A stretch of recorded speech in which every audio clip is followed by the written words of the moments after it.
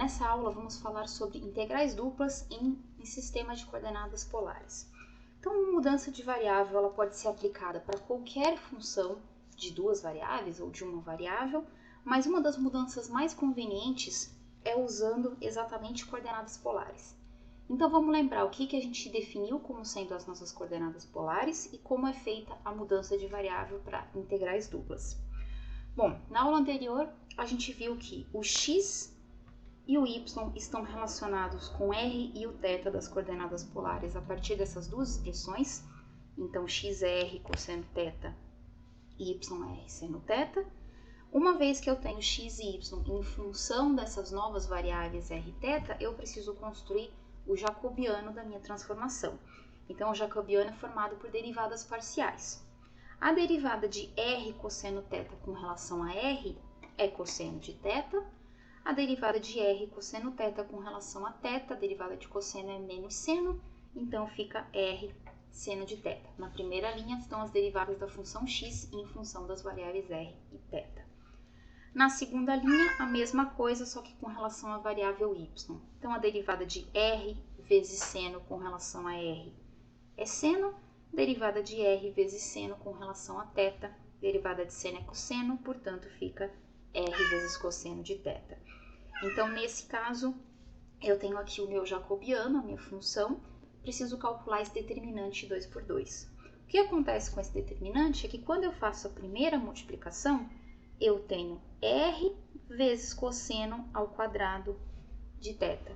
Quando eu faço a multiplicação cruzada, eu mudo o sinal. Então, esse menos daqui vai ficar mais no resultado final, mais r seno de θ ao quadrado, seno ao quadrado de θ.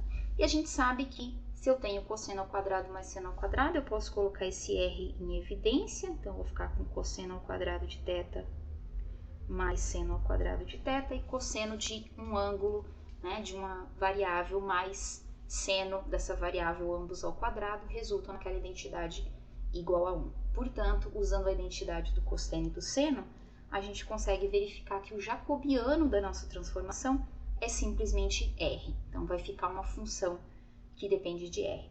Fazendo a respectiva mudança de variável, a gente vai ter, então, uma nova integral dupla, agora em função de r e θ. Então, eu vou fazer aqui a correspondência entre as minhas novas variáveis. Onde tem x, eu vou colocar r cosseno de θ, lá na minha função. Então, em todos os lugares na minha função f que tiverem x, eu vou substituir por r cosseno de θ. Onde tiver y na minha função f, eu vou substituir por r seno de θ, respectivamente. E eu tenho um jacobiano na transformação. Esse jacobiano, a gente acabou de verificar que o jacobiano é igual a r, portanto, eu vou ter que inserir esse termo na minha mudança de variável e vou ficar com r dr dθ. Lembrando mais uma vez que eu não estou fixando a minha ordem de integração, certo? Eu só fixo a ordem quando eu descrevo a região aqui nos extremos. Não está descrita, está simplesmente um R', que é a nova região de integração que a gente vai trabalhar. Não vou fazer a dedução dessa conversão da região R em termos de R', fazendo aquela mudança de sistema de coordenadas que eu comentei com vocês na aula anterior, né? Mas é importante lembrar que, basicamente, o que a gente está fazendo é transformando uma região que depende de um eixo horizontal e vertical, mas descrevendo essa região em função de r e θ, que são medidas radiais, tá? Então, ali no nosso Moodle, nas aulas complementares, tem um vídeo explicando certinho como é feita essa conversão, especificamente para a integral dupla em coordenadas polares. O nosso objetivo aqui é mais aplicar, né, essa fórmula, então a gente vai fazer um exemplo, eu vou deixar um exercício para a nossa próxima aula. Então, eu vou pegar aqui a minha formulinha para deixar ela salva por ali quando eu precisar. Vou deixar ela fixada aqui na minha tela e a gente vai resolver, então, um exemplo de aplicação dessa integral. Então, o exercício é um exemplo do livro, é o exemplo 1 da seção 772 do nosso livro. E nós queremos resolver essa integral, onde a minha função, então, a função que eu estou integrando é raiz quadrada de x² mais y ao quadrado, certo? E a minha região de integração é um círculo de centro na origem e raio 2. Então, vamos desenhar quem que é a nossa região de integração aqui, x e y, já que eu estou falando da região R. A minha região R é uma circunferência de raio 2 centrada na origem, certo? Então, a minha região de integração é essa aqui. Só pintando bem por cima. Essa aqui é a nossa região de integração.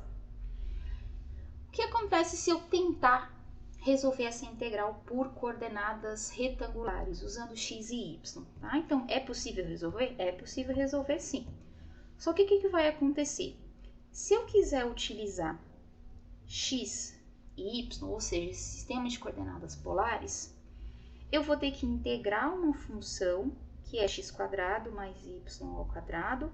Vamos fixar, por exemplo, que eu vou integrar primeiro em x, certo? Então, o y nesse contexto para mim é constante. Para resolver essa primeira integral, eu vou ter que usar substituição trigonométrica, necessariamente. Por que eu tenho que usar a substituição trigonométrica? Porque eu tenho uma expressão dentro da raiz com a minha variável, mais um número, né, que lá a gente costumava usar a, mais um número ao quadrado. Só que esse número ali é o y, então eu vou usar o y como se fosse um valor constante. Então, a primeira coisa é que eu precisaria usar a substituição trigonométrica para resolver essa integral, envolvendo ali o y também na conta. Onde lá na substituição aparece o a, aqui apareceria o nosso y. Outro problema, ou outra situação que complica um pouco a gente tentar resolver usando coordenadas retangulares, é o fato da minha região de integração ser uma circunferência. Então, se eu escolho integrar primeiro em x, por exemplo, eu vou fazer o contrário, eu vou colocar y, tá? Porque não vai mudar, né? Aí a gente teria, o x faria o papel do a e o y seria a nossa variável. Quando a gente decide integrar, por exemplo, primeiro em y, eu tenho que descrever minha região como uma região do tipo 1, tá? Só por isso que eu troquei o x pelo y para ficar mais fácil. Para poder descrever essa região, eu preciso colocar o x dentro de uma faixa. Então, tudo bem, colocar o x dentro de uma faixa é facinho. O x está entre menos 2 e 2. Ok. Só que o meu y, ele varia de baixo para cima dentro dessa faixa. E aí a gente tem um problema que o y varia da parte de baixo da circunferência até a parte de cima da circunferência. E isso é uma região de integração que não é difícil, mas que precisa ser tratada com cuidado. Por quê? Porque a gente precisa primeiro separar a circunferência toda em duas funções de x e y, certo? Essas funções eu vou colocar aqui no meu desenho. A parte de cima de qualquer circunferência, nesse caso centrada na origem, é a função f de x igual a raiz, o raio aqui é 2, então fica 4 menos x ao quadrado. E a parte de baixo dessa minha circunferência também é uma função de x, que é a função f de x igual a menos raiz de 4 menos x quadrado. Menos a raiz. Isso a gente obtém isolando o y na equação da circunferência, que eu sei que é, vamos lembrar de qual que é a equação da circunferência de raio 2 centrada na origem? X² mais y² igual a 4. Então, se eu isolar o y, eu vou ficar com duas respostas, mais a raiz e menos a raiz. Isso significa que para utilizar a nossa região de integração, em função de x e y, eu precisaria que o y variasse de menos a raiz de 4 menos x² até mais a raiz de 4 menos x ao quadrado. Então, eu posso usar coordenadas retangulares para resolver essa integral? Posso, não tem problema. Mas eu vou ter que lembrar que eu vou precisar usar substituição trigonométrica para encontrar a primitiva em função de y e vou precisar avaliar os extremos de integração também envolvendo raízes, para depois cair numa integral que vai depender só de x, e aí a gente vai ter que ver que técnica de integração eventualmente vai sobrar para a gente resolver nessa integral. Possivelmente, mais uma vez, substituição trigonométrica pelo fato de ter essa raiz aqui de 4 menos x quadrado. Então, não é impossível, mas é um pouco mais trabalhoso, um pouco aí, na verdade, bastante mais trabalhoso do que tentar fazer uma mudança de variável conveniente. O que acontece é que toda vez que a minha região de integração for uma região circular, eu vou ter que fazer essa separação entre parte de cima e parte de baixo da minha circunferência. Só que é exatamente nesse tipo de região de integração que faz todo sentido a gente utilizar coordenadas polares.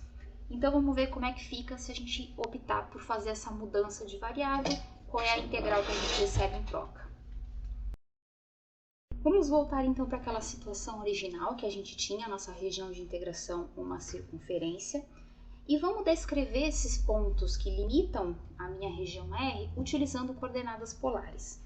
Então eu sei que toda circunferência centrada na origem em coordenadas polares tem a equação R igual ao raio dessa circunferência. Ou então, se eu for aqui utilizar o fato de que R ao quadrado é x quadrado mais y ao quadrado, e a minha equação é dessa forma, eu também obtenho que R ao quadrado é igual a 4 e, portanto, R é igual a 2. Tá? A gente está fixando que o nosso R é sempre positivo. Então, o que acontece? Uma circunferência é muito mais fácil de ser descrita em coordenadas polares do que em coordenadas cartesianas. É simplesmente R igual a 2. Quando eu quero descrever todos os pontos que estão dentro dessa circunferência, afinal de contas eu preciso descrever a minha região de integração. Vou chamar de R' porque ela depende de R e θ. Eu consigo descrever a região R da seguinte forma. O meu R vai de 0 até 2. Isso está me dizendo que todos os pontos dentro dessa circunferência distam entre 0 e 2 da origem. Por que entre 0 e 2? Porque eu quero todos os pontos que estão dentro dessa minha circunferência, por isso eu permito que o meu R varie de 0 até 2, só que eu também quero todos os pontos com relação ao ângulo, eu quero cobrir toda essa minha circunferência. Então eu posso definir que θ vai variar de 0, como é a volta toda da circunferência, de 0 até 2π, porque a gente tem que usar sempre radianos. Então, o que acontece? Toda região circular pode ser definida como sendo uma variação de 0 até o raio da circunferência e o θ de 0 até 360 graus, no caso aqui de 0 até 2π. Então, a minha região de integração fica muito mais simples, não tem aquelas raízes, não tem necessidade de a gente trabalhar com a parte de cima e a parte de baixo da circunferência. Em uma única região, eu consigo descrever esses objetos. Porém, para poder utilizar essa região, eu preciso escrever a minha função x em função de r e θ e o meu y também em função de r e θ. Então, a gente vai fazer a conversão sabendo que o jacobiano de x e y, quando eu faço a conversão em coordenadas polares, é igual a r. Então, a gente tem que colocar esse termo corretivo, que é o r. Lembrando, a gente já sabe que x é r cosseno θ, y é r seno θ, isso vale toda vez que eu utilizar coordenadas polares, e a minha função de integração, cadê a função? A minha função f de xy, ela é raiz de x quadrado mais y quadrado. Então, eu vou converter isso aqui para r e θ. Portanto, a função, dependendo de r e θ, vai ser, onde tem x quadrado, eu vou colocar r quadrado cosseno θ, vai ficar r quadrado cosseno θ ao quadrado, porque r cosseno é o x, mais o seno, y ao quadrado é r seno θ, então r ao quadrado seno ao quadrado de θ. Usando a mesma estratégia do jacobiano, a gente pode colocar esse r quadrado em evidência e usar o fato de que cosseno ao quadrado mais seno ao quadrado no mesmo ângulo é igual a 1. Portanto, isso aqui vai ficar r quadrado vezes 1. Isso aqui é a mesma coisa que r ao quadrado dentro da raiz. E fixando que a gente vai colocar sempre o r positivo, eu posso cortar a raiz com o quadrado e a minha função fica, então, r. Então, olha só, eu troquei uma função que tinha raiz apenas por uma função linear em termos de R. Então, eu tenho o valor do jacobiano, vamos destacar aqui tudo que eu preciso para fazer a minha mudança de variável. Eu já tenho a minha função f em função da minha nova variável, eu já tenho o meu jacobiano e eu já tenho a descrição da minha região de integração em função de r θ. Portanto, a minha integral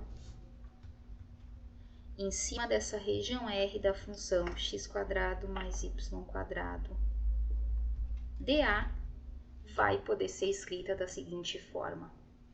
Onde tinha a minha função, eu vou fazer a respectiva correção ali, trocando todo mundo por rθ, nesse caso sobrou só o R.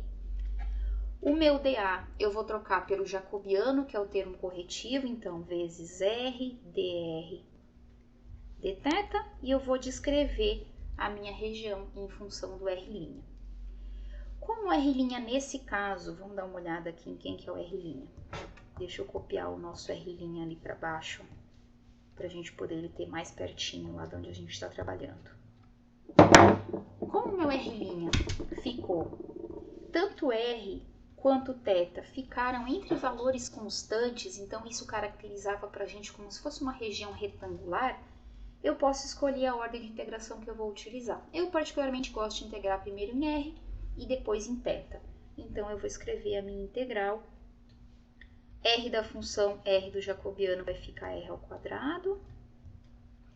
dr, o R variando de 0 a 2. dθ com θ variando de 0 até 2π. Preciso usar o ângulo em radianos. Se eu utilizar em graus, vai dar problema. O valor da sua integral vai estar incorreto. Então, já substituí, agora eu posso resolver a minha integral, que é uma integral polinomial, bem simples de ser resolvida. Então, integral de 0 a 2π, estou resolvendo tudo junto, tá? Integral de r ao quadrado em relação a r ao cubo sobre 3, com r variando de 2 até 0, dθ repete, resolvi a parte de dentro, mas reescrevi dentro da integral. Isso aqui é a integral de 0 a 2π, 2 ao cubo é 8 sobre 3, 0 ao cubo é 0, então vai ficar só 8/3 de dθ.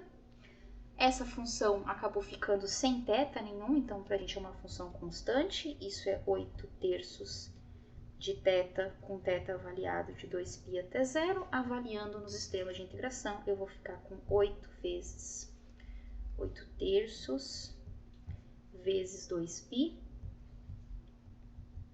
8 vezes 2 é 16, então essa expressão vai ficar igual a 16/3 de π.